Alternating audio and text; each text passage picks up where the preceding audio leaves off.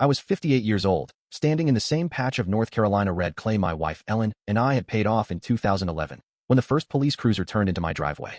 It was a Tuesday in early May, the kind of morning when the dogwoods are still holding their blooms and the air smells like cut grass and possibility. I had a cedar 4x4 in one hand, a post-hole digger in the other, and a brand new sign leaning against my knee that read, in plain black letters, "Private property, no trespassing." I'd just swung the digger for the third time when I heard her. "Officers, thank goodness you're here. That man is trespassing on association common area and destroying community improvements." Margaret Hargrove, 51, former bank vice president, current president of the Willow Creek Homeowners Association, was already halfway across my lawn in 3-inch heels that sank with every step. She carried a thick manila folder the way a general carries battle plans. Behind her, 2 Mecklenburg County deputies stepped out of the cruiser looking like they'd rather be anywhere else. I set the digger down slowly. My knees popped. "Margaret," I said, trying to keep my voice level, "this is my backyard. I've got the survey stakes from 2007 if you'd like to see them again." She didn't even glance at me. She was speaking only to the deputies now, using that calm, reasonable tone she perfected at 100 board meetings. As you'll see in the documentation, the association recently completed a comprehensive boundary clarification. Mr. Callahan's fence is actually 6 inches onto common area, and that strip behind it has been a pedestrian easement since 1974. One of the deputies, Rodriguez, his nameplate read, rubbed the back of his neck. "Ma'am, we don't settle property lines. That's civil." "But he's destroying community property right now," she insisted, pointing at my unplanted sign like it was a weapon. "And he's been hostile about it for months." Hostile. That was the word she'd been workshopping in the private Facebook group for weeks. I felt the heat crawl up my neck. 15 years of mortgage payments, 20 years of weekends on my hands and knees planting azaleas and Japanese maples, and now I was hostile for wanting people to stop using my garden as a shortcut to the greenway. Deputy Rodriguez sighed the sigh of a man who has answered too many HOA calls. "Sir, do you have your deed handy?" Of course I did. I keep it in the fire safe with the wills and the kids' birth certificates. I walked inside, past Ellen who stood frozen at the kitchen window, and came back with the original closing packet.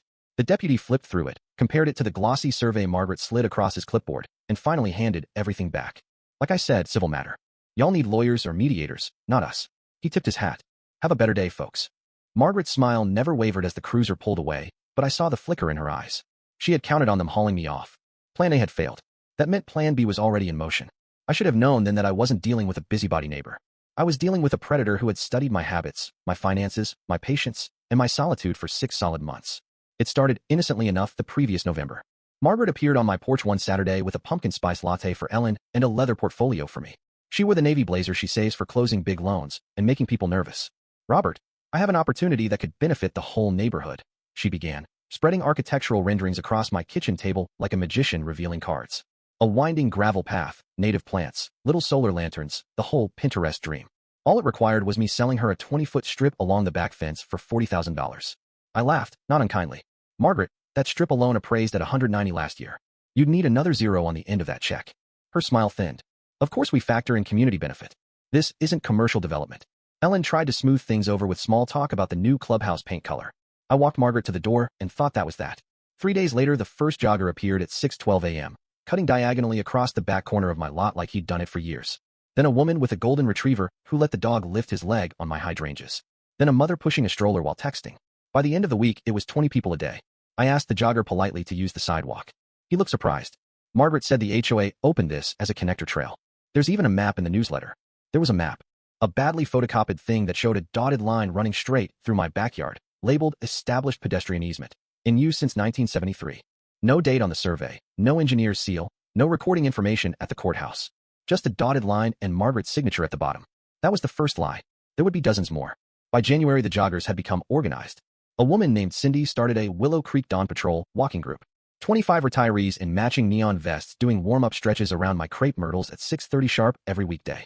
They left granola bar wrappers and once, memorably, a full adult diaper tucked behind my shed.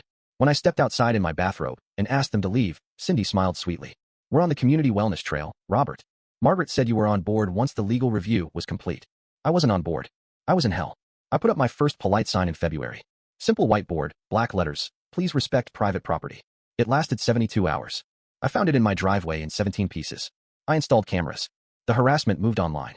Posts on Nextdoor about one resident who prioritizes personal space over community health. Someone filed an anonymous complaint that my backyard light violated dark sky ordinances. Another claimed my fence was structurally unsound and a danger to children on the trail. Margaret never posted herself. She didn't have to. She had cultivated an army of useful idiots who thought they were making Willow Creek a better place. The breaking point came in April when I caught a 10-year-old riding his bike straight through Ellen's prized rose bed. I walked out and asked the boy's father to keep him on the sidewalk. The father looked genuinely confused. But this is the Greenway. Margaret gave us laminated maps at the Easter egg hunt. Laminated maps. That's when I knew she wasn't going to stop. The midnight crew arrived on a Wednesday in May. I woke at 2:07 a.m. to the low whine of battery-powered tools. My motion light snapped on. Four figures in dark hoodies moved through my yard with military precision. One ran a string trimmer along the fence line. Another laid paver stones in a gentle curve. A third installed solar path lights every 10 feet. The fourth, taller, confident, directing the others with sharp hand signals, was unmistakably Margaret. I grabbed my phone and started recording. The camera caught 43 minutes before someone reached up, unscrewed the bulb over the back door, and angled the lens toward the stars. By 5:30 a.m., my backyard looked like it had been designed by the Parks Department. A teak bench appeared under the redbud tree. A bronze plaque was bolted to a cedar post. Willow Creek Heritage Trail, dedicated 2025, made possible by the generosity of Robert and Ellen Callahan. My name, my land, my surrender, engraved in metal. At 7:12 a.m., the first congratulatory text arrived from a number I didn't recognize. So excited to see you finally came around. The new trail is gorgeous. By 8 a.m., the walking group was posing for selfies on my new bench. At 9 a.m., Margaret sent an email to the entire neighborhood. Thanks to months of patient dialogue and one resident's change of heart, we are proud to announce the formal opening of the Willow Creek Heritage Trail this evening at the community center. Light refreshments will be served. The community center had never been so crowded. Folding chairs in neat rows, a projector screen, Margaret at the podium in her victory blazer. Behind her, slides titled From Conflict to Cooperation, a Willow Creek Success Story. She began with the forged survey from 1974, then the 15 notarized affidavits, then the before and after photos, my overgrown, unwelcoming yard transformed into a manicured public space. Finally, the piece de resistance, screenshots of text messages from my phone number. Robert, 8:14 p.m., I've thought about it, and you're right. The community does need this. Robert, 8:27 p.m., go ahead with the improvements. I'll pay for the bench myself. Robert, 9:02 p.m., tell everyone thank you for their patience with me. Polite applause rippled through the room. People turned to smile at me. Some reached over to pat my shoulder. They thought I'd seen the light. I stood up slowly. My knees still popped. Margaret, I said, loud enough for the microphone to catch. That was an impressive presentation. Mind if I had a short epilogue? I walked to the front carrying a small flash drive. The same deputy who had answered the original call, Rodriguez, sat in the front row. I called him that afternoon and asked him to come in uniform. He gave me a small nod. I plugged the drive into the projector. The screen went black for half a second, then lit up with 2:14 a.m. Timestamped footage. Margaret in my yard. Put up, directing traffic while two men laid stones that still had price stickers on the bottom. Gasps. A woman in the third row dropped her cookie. I let it run for 43 minutes without narration. Just the sounds of shovels and whispered instructions and Margaret saying, make sure the plaque faces the sunrise so the engraving photographs well. When the video ended, I changed slides. Side-by-side comparison, Margaret's 1974 survey, next to the county's actual recorded plat, showing no easement. The surveying company's letterhead forged, their written statement that they had never produced the map. The Willow Creek Historical Society, phone number that rang to a disconnected tone. Phone records from my carrier showing 0 texts sent to Margaret's number in the past year. Then came the neighbors. One by one they stood up, some crying, some furious, holding up their phones to show the exact template Margaret had sent them for their affidavits. Same wording, same dates, same lies. Cindy from the walking group was openly sobbing. She told me it was just to formalize what we'd always done. I swear I didn't know. When I played the recording of Margaret's own voice from the midnight footage, once the plaque is up, no judge will make us take it down. Optics are everything. The room went dead silent. Deputy Rodriguez stood. Margaret Hargrove, you are under arrest for felony fraud, forgery, criminal conspiracy, trespassing, and vandalism. You have the right to remain silent. She screamed all the way out the door. Something about this being her neighborhood, her legacy. Nobody clapped when she left. 8 months later, the judge sentenced her to 10 months in the county jail. She served 8, 5 years felony probation, and a lifetime ban from any HOA office in North Carolina. Her brother-in-law in the planning department took a plea and resigned. 3 previous families got their land back plus 6-figure settlements paid from the HOA's insurance and Margaret's own assets.